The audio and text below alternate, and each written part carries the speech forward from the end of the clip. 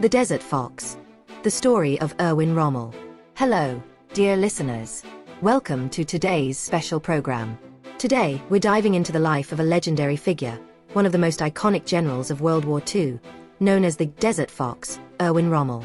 His story is packed with battlefield brilliance and the complex shades of humanity in wartime. Let's step back in time and explore the life of this military genius together. From small-town boy to World War I hero, Erwin Rommel was born on November 15, 1891, in a small town called Heidenheim, in the Württemberg region of Germany. His family wasn't anything fancy. His father was a schoolteacher, his mother the daughter of a local official, and he grew up with a few siblings. As a kid, Rommel didn't exactly scream, "future soldier." He was more into tinkering with machines and even dreamed of becoming an engineer, maybe designing airplanes or bridges. But fate had other plans. In 1910, at 19, he joined the German army, starting as a recruit in the 124th Württemberg Infantry Regiment. At first, he was just another junior officer, nothing special. But then came World War I, and that's where he started to shine. In 1917, during the Battle of Caporetto on the Italian front, Rommel, then a young captain, pulled off something incredible. With a tiny force of fewer than 200 men, he took on a much larger Italian army.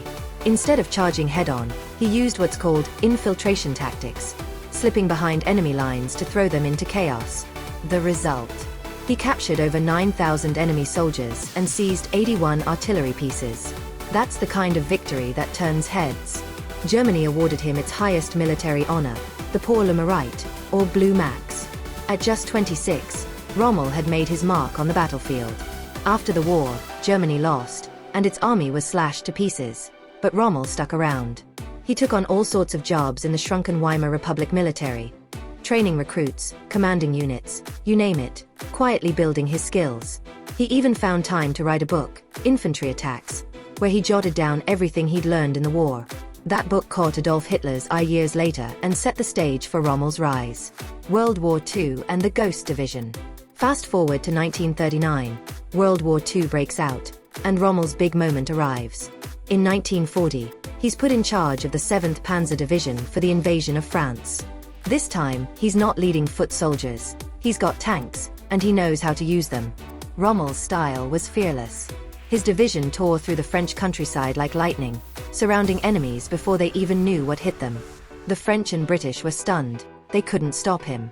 His unit moved so fast it earned the nickname Ghost Division. This campaign showed Rommel wasn't just a one-trick pony. He could handle tanks as brilliantly as he'd handled infantry. What made him so good? It wasn't just guts. He had a knack for spotting opportunities. Once, he noticed a gap in the French lines and didn't hesitate. He charged through with his tanks, straight to the enemy's headquarters. His soldiers used to say you needed a strong heart to fight under Rommel because he was always at the front, leading the charge. Even his staff couldn't rein him in. That kind of daring made him a star in the German army and put him on the Allies' radar as a serious threat. The Desert Fox of North Africa. But Rommel's real claim to fame came in North Africa. In early 1941, Hitler sent him to Libya to lead the newly formed Afrika Corps and bail out the Italians, who were getting crushed by the British. Rommel arrived in the desert with just a couple of panzer divisions, facing a British force with better gear and more troops. But he didn't blink. He studied the map, then went straight to work, racing his tanks across the sand and catching the British off guard time and again. In 1942, he fought two battles that sealed his legend: the Battle of Gazala and the Siege of Tobruk. At Gazala, he split his forces into small groups, luring the British into a chase, then closed the trap and smashed them. Tobruk was even wilder. It was a fortress the British had held for ages, but Rommel took it down, capturing over 30,000 prisoners. After those wins, British Prime Minister Winston Churchill stood up in Parliament and said, "We are facing a military genius." That's when the nickname, Desert Fox, stuck. So why was Rommel so unstoppable? He was quick on his feet and knew how to use tanks like a surgeon's scalpel, striking at weak spots with precision. The wide-open desert was perfect for his hit-and-run style. But North Africa wasn't all smooth sailing. By late 1942, the Allies, led by General Montgomery, came back strong at El Alamein with overwhelming numbers. Rommel's supply lines were stretched thin, fuel and ammo ran dry, and he had to retreat. In 1943, he was called back to Europe, leaving his desert saga behind. The last stand at Normandy. Back in Europe, Rommel didn't get a break. In 1944, he was named commander of Army Group B, tasked with defending northern France against an Allied invasion. Hitler called it the Atlantic Wall, and Rommel got to work building defenses, bunkers, mines, anything to stop the enemy on the beaches. He clashed with his boss, Field Marshal von Rundstedt, over strategy. Rommel wanted troops right on the coast. Rundstedt wanted them held back for a counterattack. Hitler split the difference, and the result was a mess. Nobody got what they wanted. Then came June 6, 1944. D-Day, the Allied invasion of Normandy. That morning, Rommel wasn't even there. He'd gone home to Germany to celebrate his wife's birthday. Talk about bad timing. He rushed back, but it was too late. The German defenses were a mess, and Hitler wouldn't let the troops move freely. Rommel's men fought hard, but they couldn't hold the Allies back.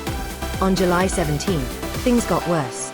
He was inspecting the front when Allied planes bombed his car. He suffered a serious head injury and was out of the fight. A tragic end and a human touch. Rommel was a complicated guy. He was a soldier through and through, loyal to his duty, but he was starting to see Hitler's madness for what it was. On July 20, 1944, a group of German officers tried to assassinate Hitler, and failed. Rommel wasn't in on the plot, but he knew some of the plotters and had talked about wanting the war to end. That was enough to put him under suspicion. Hitler didn't want to publicly try a national hero, so he sent men to Rommel's home with an ultimatum. Take poison, or his family would pay the price. On October 14, 1944, Rommel said goodbye to his wife, Lucy. "In 15 minutes, I'll be dead," he told her. He swallowed the poison, and at 53, the desert fox was gone. The Nazis claimed he died of war wounds and gave him a grand state funeral. But the truth got out. It always does. His death was a tragedy born of a brutal regime, and maybe a choice he made to protect the ones he loved. What set Rommel apart was his humanity. He refused Hitler's orders to execute prisoners and treated his enemies with respect on the battlefield. In North Africa, he even shared water with captured soldiers. Allied General Montgomery called him a worthy opponent. Rommel married Lucy in 1916, and they had a son, Manfred, who later became mayor of Stuttgart. A nice legacy for the family. Echoes in history. That's the end of Rommel's story. He was a tactical genius. Modern tank warfare owes a lot to him. His battles were masterpieces, but they came at the cost of war's harsh reality. He served Nazi Germany, yet his decency earned him respect from his foes. His name lives on in history books and movies, a true legend of World War II. But Rommel's life also reminds us that war isn't just about winning or losing. A hero on the battlefield can also be a husband and father at home. He led armies through the sands of North Africa and made his final stand for his family in a quiet German house. That's the real stuff of history. Well, that's all for today's program. Thanks for tuning in. We'll be back next time with more fascinating stories from the past. Until then, take care.